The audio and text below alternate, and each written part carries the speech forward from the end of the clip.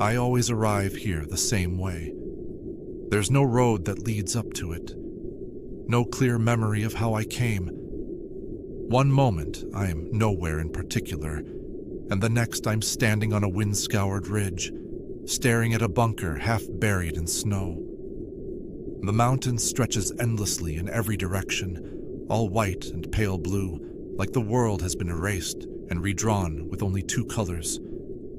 The air is so cold, it feels solid. When I breathe, it burns, not sharply, but deeply, as if the cold is slowly reaching into my lungs and pressing against them. The temperature is somewhere between -40 and -50. At that level, cold isn't just uncomfortable, it's something that feels alive, like it's trying to move inside you. The bunker sits low against the mountain, built from thick gray concrete and steel. Only a few narrow windows break the surface, their glass frosted so heavily that you can barely see through them. Snow piles up against the sides, constantly shifting and reshaping with the wind. I step inside and pull the heavy door shut behind me. The sound of the outside disappears almost instantly, replaced by a thick, padded silence. Inside, it's warmer, but only just. The air still bites at my skin. My breath fogs in front of me, drifting slowly upward before fading. There are others here. They move quietly, bundled in thick jackets and gloves, their faces half hidden by scarves and hoods. No one ever seems to talk much. We don't need to. Everyone knows why we're here. We're here for research, studying the cold, the mountain, the atmosphere, something important enough to bring us to a place this hostile. The details are never clear. They don't have to be.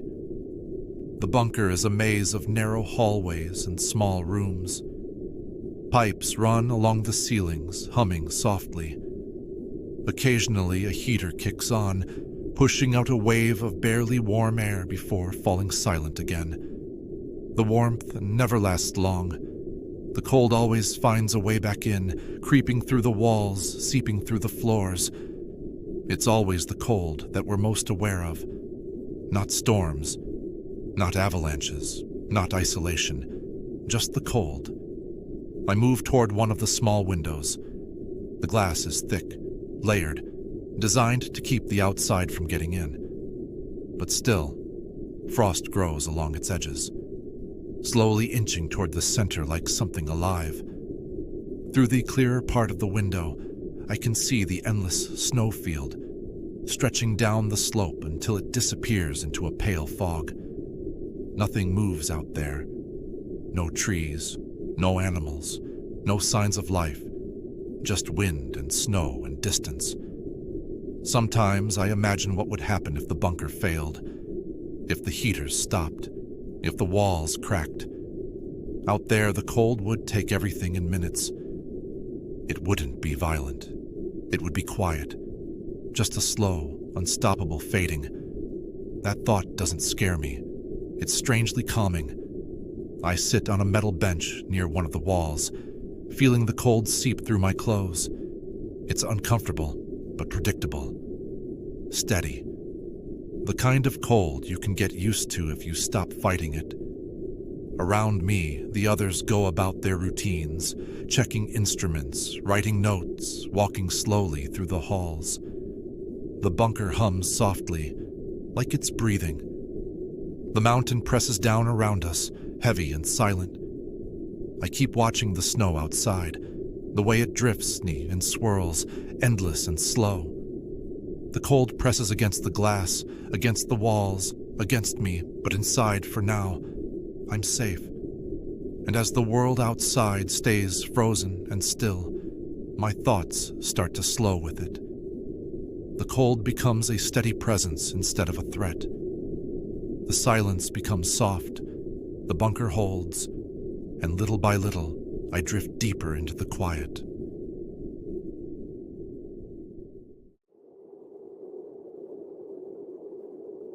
I don't remember climbing the mountain. I only remember being here, already inside the structure, already looking out. The hideout is built directly into the rock, carved and reinforced as if the mountain itself decided to make room for it.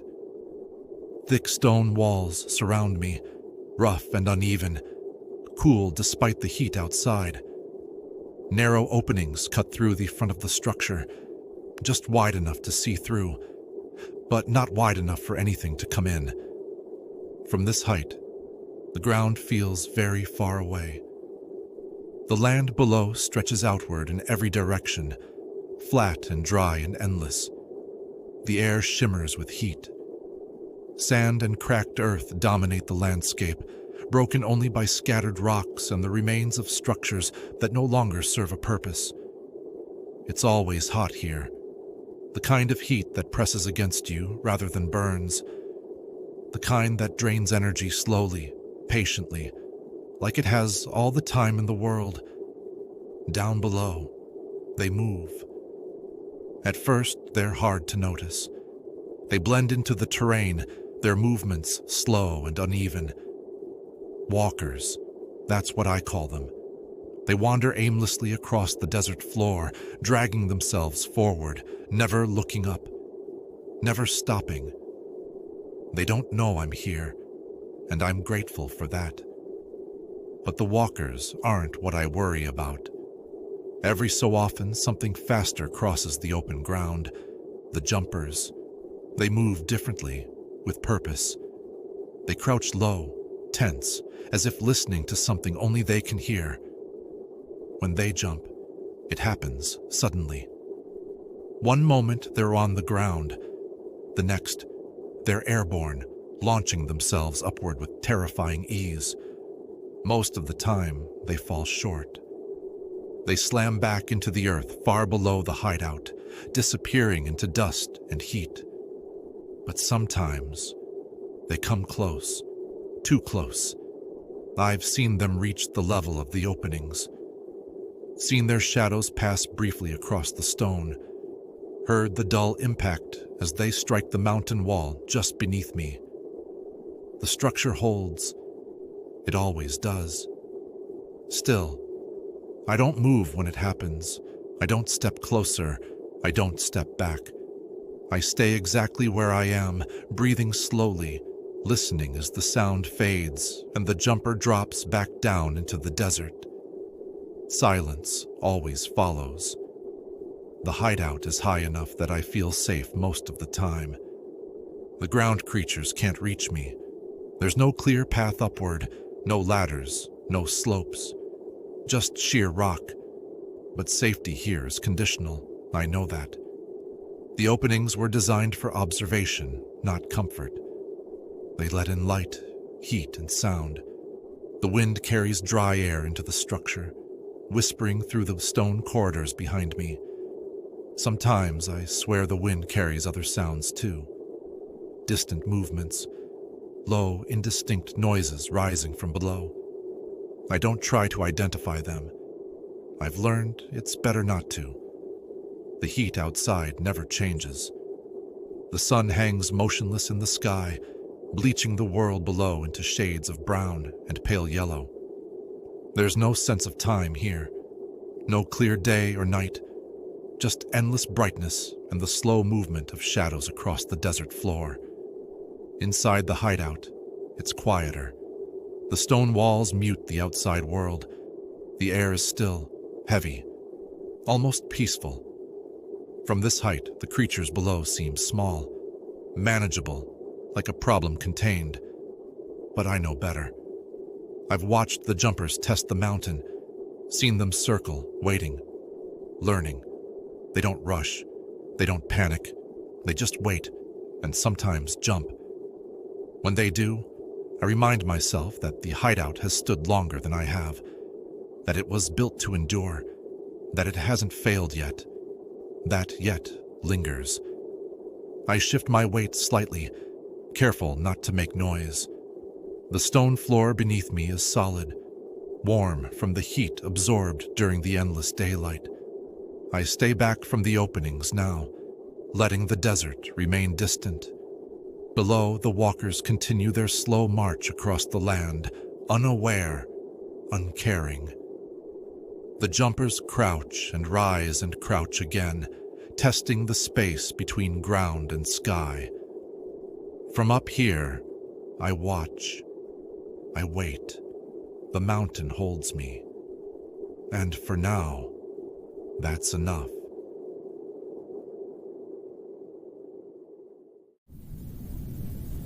Night always arrives faster than expected. One moment, the town is quiet, almost livable, and the next, the light begins to fade, and everything changes. I'm already inside when the sun disappears. The house is old, its walls thick and worn, like they've learned how to keep secrets. I climb carefully into the attic before the last traces of daylight are gone, moving slowly, deliberately, making sure nothing creaks or shifts beneath my weight. The attic is larger than it looks from below. The ceiling slopes inward, wooden beams stretching across the space like ribs. Dust hangs in the air, unmoving. Old boxes and forgotten furniture line the edges, pushed aside to make room for us. A handful of others are already here, settling into their places without speaking. No one says a word. We don't need to. We all know what happens after dark. During the day, the town almost feels normal. Streets sit empty. Doors remain closed. Windows are boarded or covered. Sunlight keeps us safe. It keeps them away. But at night, the rules are different. The vampires come out when the light is gone. They are fast, faster than anything I've ever seen.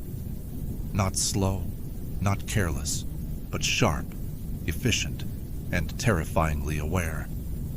They hunt with patience, with intention. They don't rush, they listen. That's why we're here, in the attic, above the rest of the house. The stairs below are blocked. Every entrance has been sealed as carefully as possible. We chose this place because it gives us height, because sound travels differently upward, because we can hear what happens below long before anything reaches us. Still, it doesn't mean we're safe. We lie close together on the wooden floor, wrapped in blankets, backs against old trunks and walls. The attic holds the heat from the day, but the air still feels cold. Not from temperature, from anticipation, from knowing what waits outside. As night settles fully over the town, silence becomes mandatory. No shifting, no whispering, no unnecessary movement. Even breathing feels loud. Somewhere below us, the house creaks gently as it cools. The sound makes my muscles tense, every instinct telling me to freeze completely. I listen carefully, counting the seconds that pass after each noise. Nothing follows. For now, the vampires don't announce themselves. They don't scream. They don't crash through doors.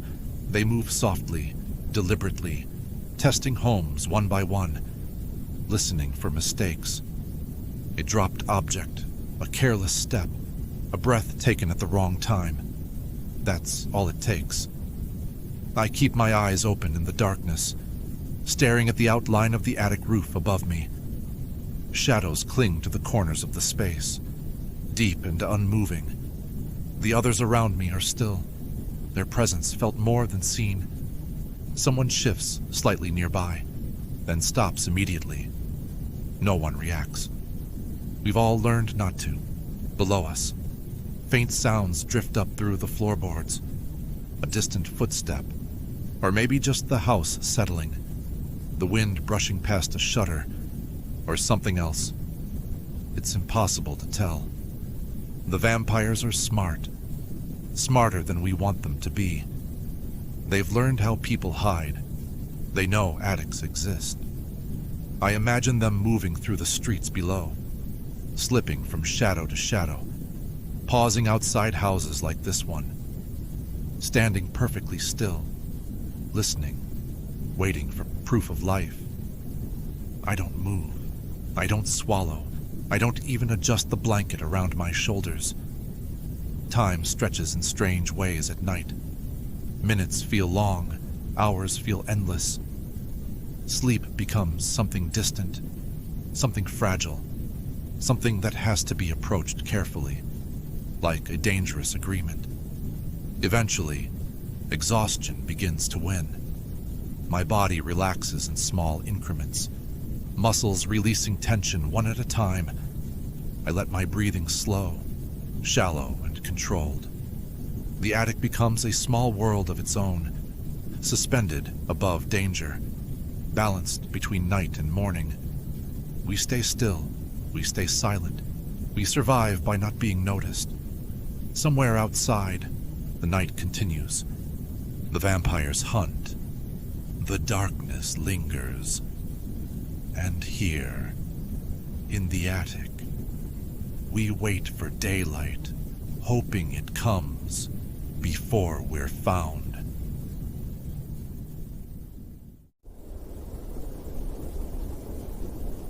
I've learned that silence sounds different out here. Not empty, not peaceful, just wide. The cabin sits alone in every direction, surrounded by snow that never seems to change. No trees, no roads, no landmarks. Just white ground and pale sky, blending together until distance loses meaning. I'm stationed here for research, but the work feels secondary most nights.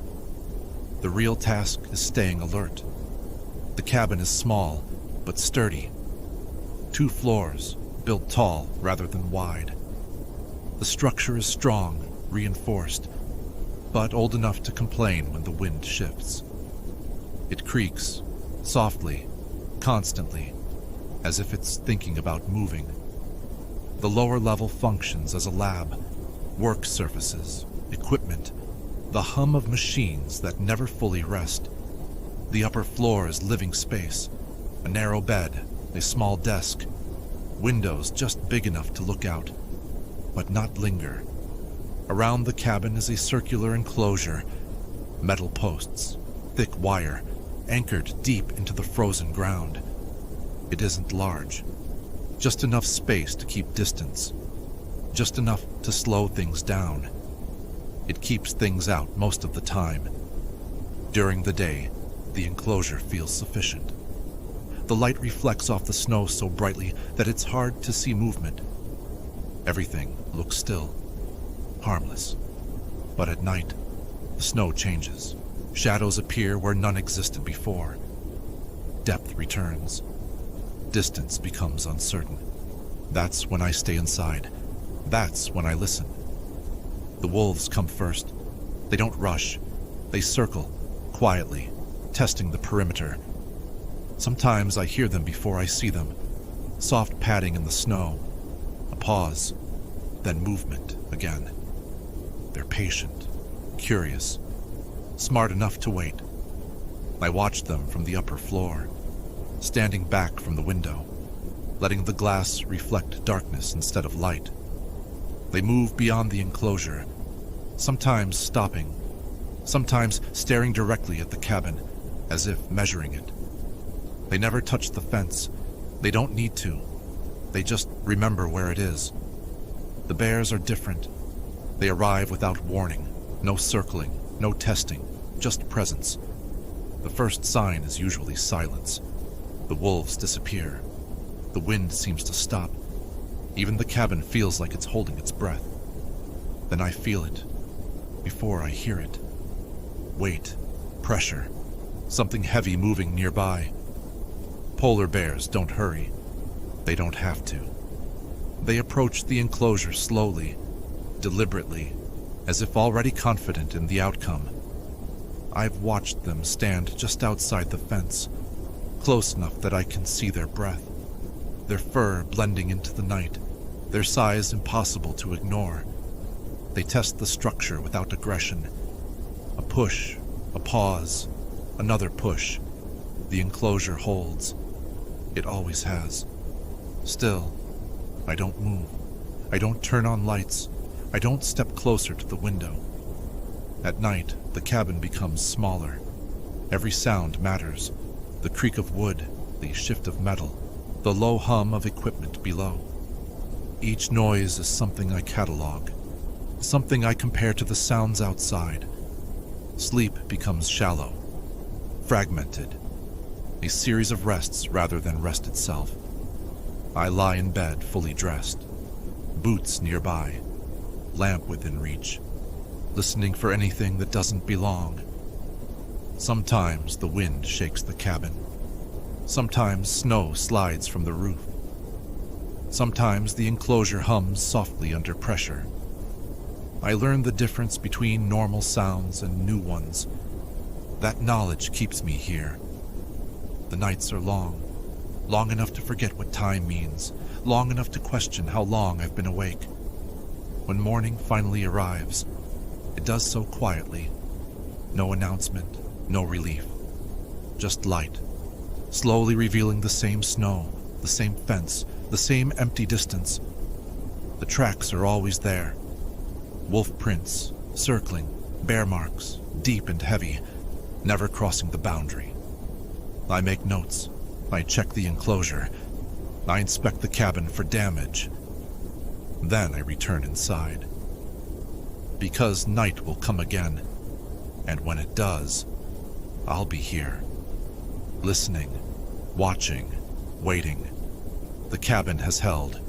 The enclosure has held. And for now, that's enough.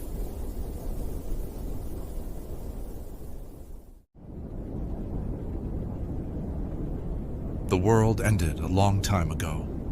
Not all at once, not in fire or noise, but slowly, piece by piece, until normal life was no longer possible. The zombies changed everything.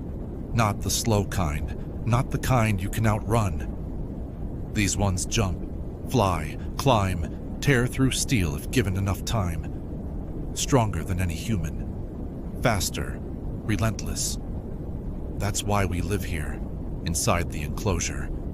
It rises from the ground like a wall without an end, a massive cylinder stretching across the land, taller than a 2-story building, wide enough to hold an entire city. Many football fields from one side to the other. Inside the enclosure, there's life. Homes, gardens, paths worn into the ground by people walking them every day. Children grow up here, never seeing the world beyond the walls, never needing to. Vegetation grows, carefully managed, protected. Water flows. Lights come on at night. Society continues. Quietly, carefully, because it has to. Outside the enclosure, there is nothing safe. The zombies roam endlessly, testing, learning, remembering. They know this place exists. They've tried to breach it before. Sometimes, they succeeded. Those days are not spoken about lightly. Entire sections lost. Families gone. The enclosure repaired, stronger than before, but never perfect. That's why guards exist. That's why I exist. I take my position at one of the lookout points, high above the ground, integrated directly into the enclosure wall. From here, I can see far. Farther than most people ever will.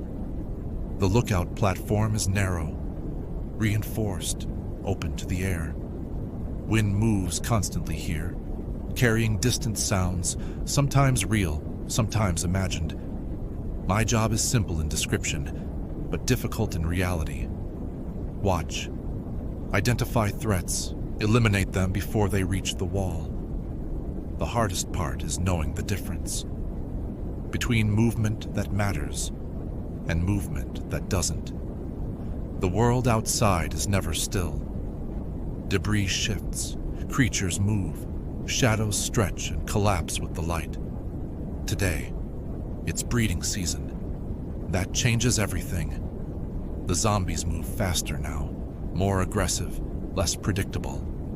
They gather, they test the enclosure more often, they jump higher, fly longer, hit harder. Every guard knows this. Every shift feels heavier because of it. I rest my hands on the railing, eyes scanning the landscape beyond the wall. The ground outside is scarred, broken, marked by old impacts and past battles. Sometimes I see them from a distance, silhouettes against the horizon, moving in ways that still feel wrong, even after all this time.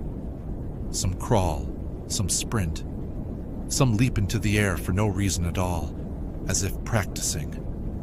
Those are the ones that worry me most. I stay still, I stay patient. Inside the enclosure below me, life continues. People walk, work gets done, meals are prepared, no one looks up. They trust us not to fail. That trust is heavy. A sudden movement catches my eye. I narrow my focus. Just beyond the outer perimeter, something large shifts position, not attacking, not retreating, watching. I adjust my stance, slowly, careful not to make unnecessary noise. My equipment hums softly. Systems active. Ready. The zombie doesn't rush. It never does. It waits. They've learned that patience brings opportunity, that the enclosure is strong, but not invulnerable. I track its movement, measure distance, angle, trajectory. This is the part of the job that never becomes routine. The waiting, the deciding. I breathe slowly, controlled, even. After a long moment, the figure moves away, slipping back into the ruined landscape, joining others just beyond visibility. I don't relax, not yet. Breeding season means there is always another, always something testing the line. Time stretches, the sun shifts, shadows crawl along the enclosure wall. Hours pass like this, watching, waiting, preventing futures that no one inside will ever know existed. By the time my shift nears its end, my eyes ache, my body feels heavy, but the wall still stands. The enclosure remains sealed. That is success. I take one last look across the outside world at what remains, and then I turn inward, toward the life we've managed to protect. Tomorrow, another guard will stand here, another shift, another watch, and until the enclosure fails, or the world finally quiets, this is where I'll be, on watch, keeping the living safe from what waits beyond the wall. For now, the enclosure holds, and that is enough.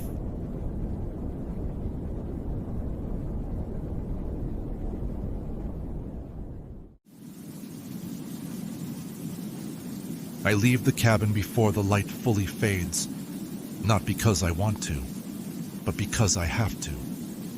The next base is too far to reach in one push, even on a good day. In this cold, it's impossible. Between here and there is only one place to stop. The warming station. I prepare carefully. Extra layers, minimal weight. Everything secured so nothing rattles or shifts. Out here, sound carries. I step outside and the cold settles in immediately. Sharp, heavy, unforgiving. The cabin behind me looks smaller than it ever has. Its structure solid, familiar, safe. Leaving it feels wrong, like turning away from something that understands you. The snow stretches endlessly in every direction. Flat, unbroken. The kind of landscape that makes distance meaningless. I walk slowly, steadily, each step measured, breathing controlled. Hours pass this way, time dissolving into rhythm. Step, breath, pause, step. The wind moves constantly, sometimes gentle, sometimes pressing hard enough to steal warmth through layers. Oh, I don't stop. Stopping is dangerous. By the time I see the warming station, my body is tired, my thoughts slowed, my awareness narrowed. It appears suddenly, a small structure against the vastness. Easy to miss if you aren't looking carefully. The station is simple. A glass enclosure, thick panels, reinforced edges, anchored deep into the frozen ground. Just big enough for one person to sit. Maybe lie down if they curl tightly enough. I step inside and seal the door behind me. The silence changes immediately. The wind is still audible, but muted, filtered, as if the world has been placed behind glass. I sit. Let my breathing settle.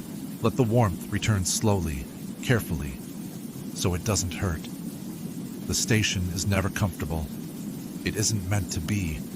It exists only to keep you alive, not to let you forget where you are. Night arrives fully not long after. Darkness presses close.